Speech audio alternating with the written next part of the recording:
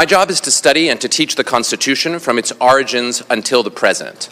I'm here today to describe three things: why the framers of our Constitution included a provision for the impeachment of the President, what that provision providing for impeachment for high crimes and misdemeanors means, and last, how it applies to the question before you and before the American people, whether President Trump has committed impeachable offenses under the Constitution. Let me begin by stating my conclusions. The framers provided for the impeachment of the President because they feared that the President might abuse the power of his office for personal benefit, to corrupt the electoral process and ensure his re-election, or to subvert the national security of the United States. High crimes and misdemeanors are abuses of power and of public trust connected to the office of the presidency. On the basis of the testimony and the evidence before the House, President Trump has committed impeachable high crimes and misdemeanors by corruptly abusing the office of the presidency. Specifically, President Trump has abused his office by corruptly soliciting President Volodymyr Zelensky of Ukraine to announce investigations of his political rivals in order to gain personal advantage, including in the 2020 presidential election. Let me begin now with the question of why the framers provided for impeachment in the first place. The framers borrowed the concept of impeachment from England, but with one enormous difference. The House of Commons and the House of Lords could use impeachment in order to limit the ministers of the king, but they could not impeach the king, and in that sense, the king was above the law. In stark contrast, the framers, from the very outset of the Constitutional Convention in 1787, made it crystal clear that the president would be subject to impeachment in order to demonstrate that the president was subordinate to the law. If you will, I would like you to think now about a specific date in the Constitutional Convention, July 20th, 1787. It was the middle of a long, hot summer, and on that day, two members of the Constitutional Convention actually moved to take out the impeachment provision from the draft Constitution. And they had a reason for that, and their reason was, they said, well, the president will have to stand for re-election. And if the president has to stand for re-election, that is enough. We don't need a separate provision for impeachment. When that proposal was made, significant disagreement ensued. The governor of North Carolina, a man called William Davie, immediately said, if the president cannot be impeached, quote, he will spare no efforts or means whatever to get himself re-elected. Following Davie, George Mason of Virginia, a fierce Republican critic of executive power, said, no point is more important than that impeachment be included in the Constitution. Shall any man be above justice? He asked, thus expressing the core concern that the president must be subordinate to the law and not above the law. James Madison, the principal draftsman of the US Constitution, then spoke up. He said it was, quote, indispensable that some provision be made for impeachment. Why? Because, he explained, standing for re-election was, quote, not a sufficient security, close quote, against presidential misconduct or corruption. A president, he said, might betray his trust to foreign powers. A president who, in a corrupt fashion, abused the office of the presidency, said James Madison, quote, might be fatal to the republic, close quote. And then a remarkable thing happened in the convention. Gouverneur Morris of Pennsylvania, one of the two people who had introduced the motion to eliminate impeachment from the Constitution, got up and actually said the words, I was wrong.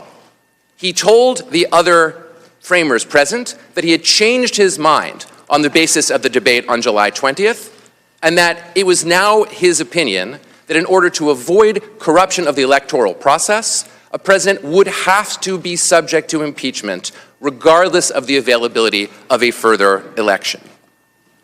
The upshot of this debate is that the framers kept impeachment in the Constitution, specifically in order to protect against the abuse of office with the capacity to corrupt the electoral process or lead to personal gain. Now, turning to the language of the Constitution, the framers used the words high crimes and misdemeanors to describe those forms of action that they considered impeachable. These were not vague or abstract terms to the framers. High crimes and misdemeanors the words high crimes and misdemeanors represented very specific language that was well understood by the entire generation of the framers. Indeed, they were borrowed from an impeachment trial in England that was taking place as the framers were speaking, which was referred to, in fact, by George Mason. The words high crimes and misdemeanors refer to abuse of the office of the presidency for personal advantage, or to corrupt the electoral process, or to subvert the national security of the United States. There's no mystery about the words high crimes and misdemeanors.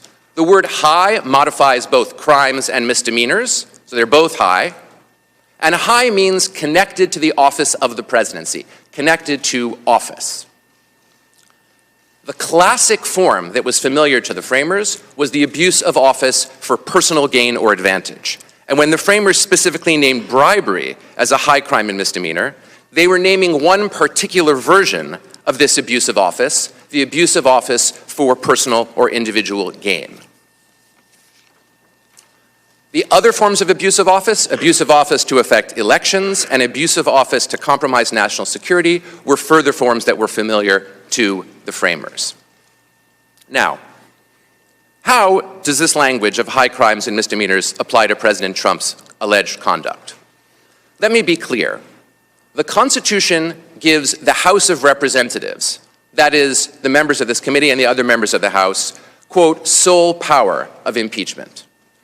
It's not my responsibility or my job to determine the credibility of the witnesses who appeared before the House thus far. That is your constitutional responsibility. My comments will, therefore, follow my role, which is to describe and apply the meaning of impeachable offenses to the facts described by the testimony and evidence before the House. President Trump's conduct, as described in the testimony and evidence, clearly constitutes impeachable high crimes and misdemeanors under the Constitution.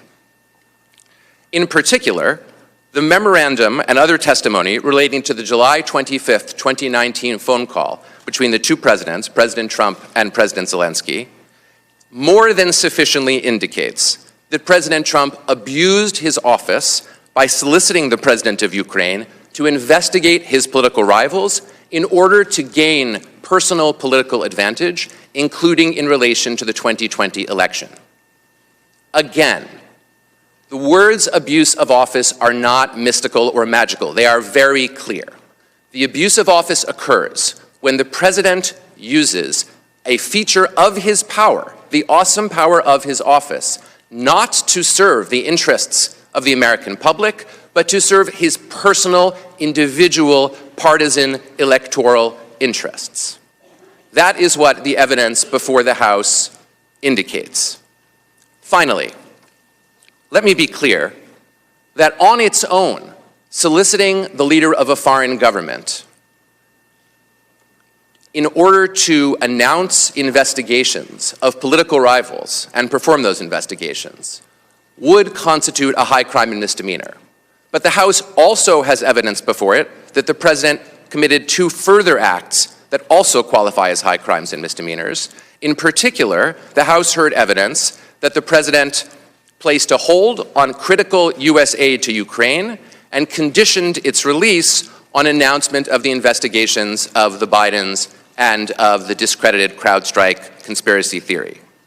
Furthermore, the House also heard evidence that the president conditioned a White House visit desperately sought by the Ukrainian president on announcement of the investigations. Both of these acts constitute impeachable high crimes and misdemeanors under the Constitution.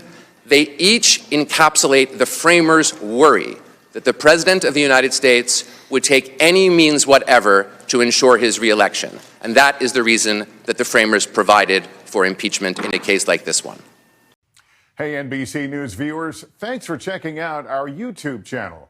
Subscribe by clicking on that button down here and click on any of the videos over here to watch the latest interviews, show highlights, and digital exclusives. Thanks for watching.